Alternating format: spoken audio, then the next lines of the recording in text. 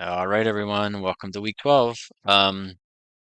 So that means there are only 4 weeks left, 12, 13, 14, 15. That is not much time.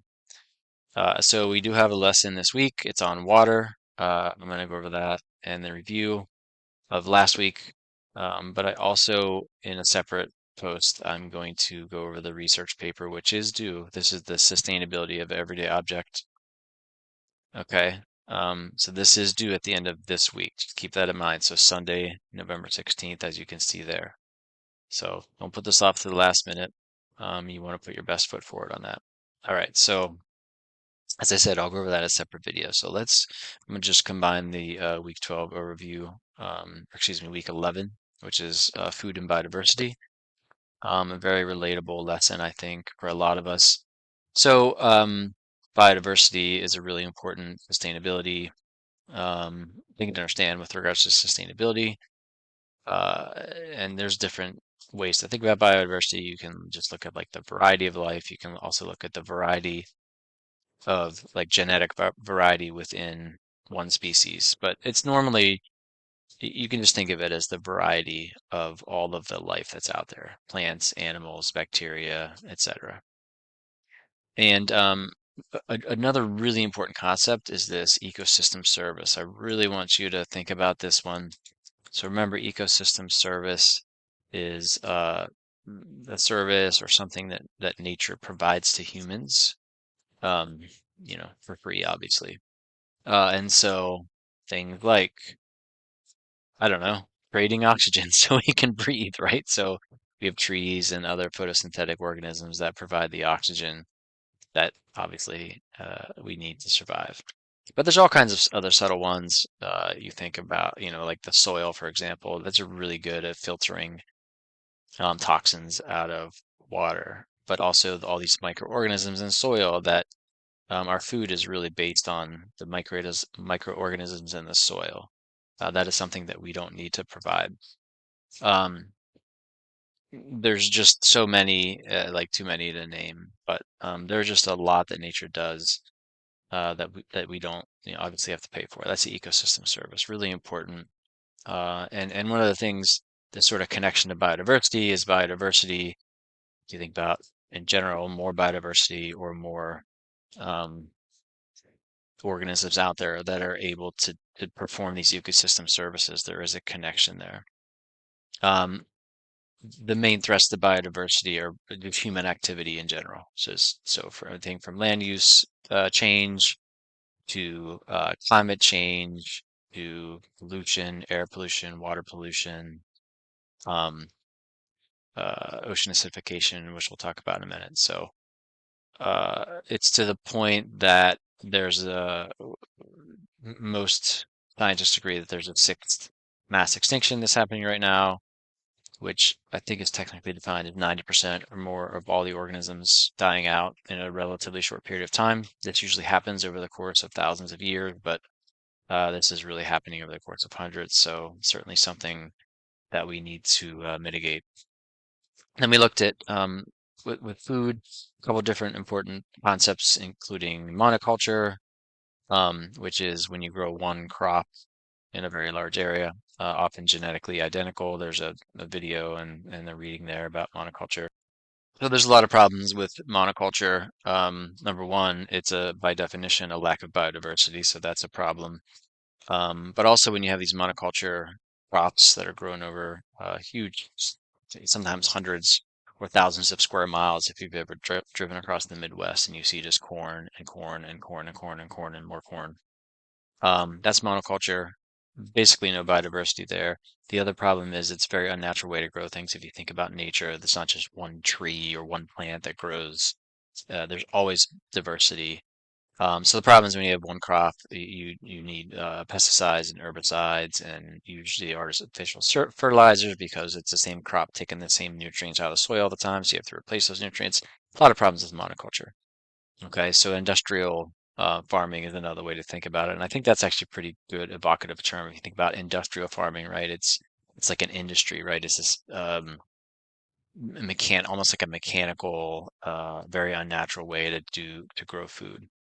We looked at factory farming and concentrated animal feeding operations, which is where you have these really large populations of animals crowded into a really small space. It's really common with cows, chickens, for sure. I mean, Delaware is a really um, good or I guess bad example of that. And there's a lot of problems with this. Number one, it's because they're in such tight quarters, you end up having to feed them antibiotics, and those antibiotics, because you feed so many of them, then the organisms that actually survive are these like really strong organisms, aka antibiotic resistant bacteria. So really big problem. But there's also all kinds of pollution problems, and not to mention the the inhumane conditions. Um, and yeah, there's all, E. coli contamination and some other issues with factory farming and CAFOs, and there was a couple videos on that. Then we looked at colony collapse disorder, which is really important. It seems to have slowed down a little bit, but there is still a kind of alarmingly low populations of honeybees in particular, but other sorts of bees. The problem with that is they're pollinators and they pollinate a lot of our crops, so it's a really big ecosystem service. Um, and there's a lot of, I mean, if you're kind of paying attention to this stuff, there's a lot of people and organizations that promote having native flowers and other native plants to promote honeybee, but also other biodiversity.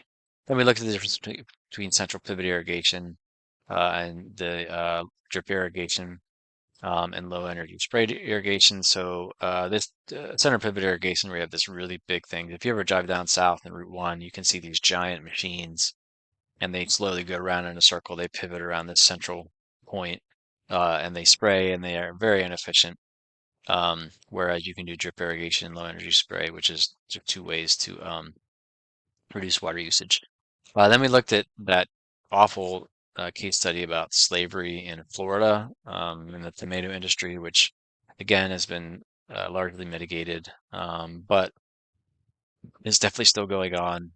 In particular, in Southeast Asia, with the shrimp farming is pretty notorious. So the human cost is really quite dramatic in a lot of these industries. So that's another reason to look for fair trade or MSC labels or anything that you can look that where it's sort of verifying by a third party that the people are treated well and paid well and so forth.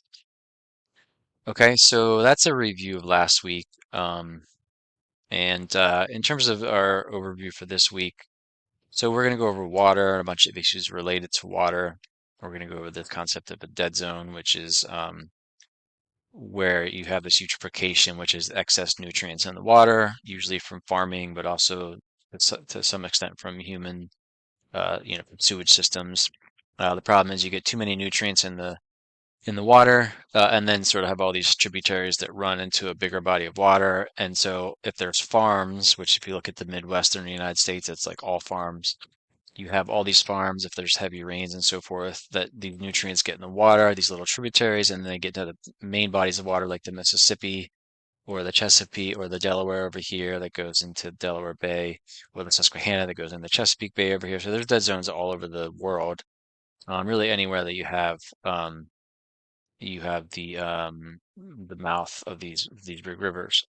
So anyway, what happens is there's excess nutrients in the water, and that facilitates algae growth, and then they die, and they sink to the bottom, and then the organisms that digest those algae, they actually breathe oxygen, or they need oxygen to live, and so they actually take a lot of the oxygen out of the water, and you have these really low oxygen conditions and deep in water. Pretty big problem, especially if you think about it, there's a lack of oxygen near the bottom. So you have a lot of these bottom dwelling fish, again, from an anthropocentric perspective. You think about the Chesapeake Bay, which used to be a huge, huge oyster industry, and a lot of that died out because of eutrophication and dead zones, and because they live on the bottom, and that's where most of the oxygen was depleted. Think about the Louisiana shrimp industry. It's a really big deal down there. Huge dead zone down at the Gulf of Mexico. Um, or the yeah, where the Mississippi empties into the Gulf of Mexico. Anyway, that's we'll go over that. We'll go over privatization, which is a really big issue in general, and that's just when you take a public good and you privatize it, right? You sell it off. Otherwise, an individual or a company or corporation, et cetera, owns that good, where it used to be a public good, meaning it's open access, or at least there was some sort of managed open access where it was maybe a city owned it or a town owned it or a country owned it, and then they privatize it and sell it off. That's happening a lot, especially in terms of water resources. If you're paying attention to this, we have all these really great clean water sources all across the world, and since water is such a major multi-billion, probably multi-trillion-dollar industry at this point, they're privatizing a lot of these sources and selling them to big companies like Nestle and so forth. All right, so we'll go over. There's a couple of case studies: South Africa, Atlanta. So it's happening all over the world. And then there's this really notorious case study in Cochabamba, Bolivia, where they did privatize a resource. And I'll just kind of there's a video. I want you to watch the video. I'm not going to say much about it, but a pretty dramatic, notorious um, privatization case study. Um, and it's tricky. So just like anything else, there's really no easy answer here. Um, if a town can raise money by selling off some of its water supply, I mean, if it's that, or like they can't run the rest of the town, then maybe that's the best course of action, as long as they're careful about it. But these are, these aren't black and white issues. Um, but what I do want you to understand is that privatization is a major, major, major issue, both domestically and globally, with regards to a lot of natural resources. But water is probably the biggest one. So I just want to bring that to your attention and help you understand some of the pros and cons, I guess you could say. And then there's just one short article about fracking and water, fracking, hydraulic fracturing, which uses a couple million, I think it's about 5 million gallons per well. Can't remember how many households that provides, but it's a lot of water. And it's contaminated radioactive material and other contaminants, and it really can't be reused. They are working on reusing it for other fracking wells, but you can't, it's not drinkable or anything like that. Um, but it's a big issue out west. Colorado, Utah, these areas where it's really dry.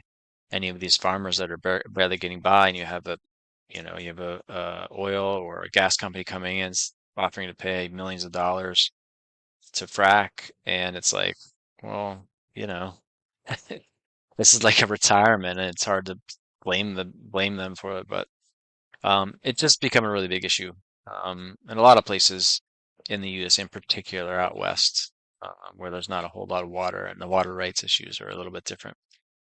And then the last couple of things we'll look at: ocean acidification, which is I'd say often referred to as climate change's evil twin.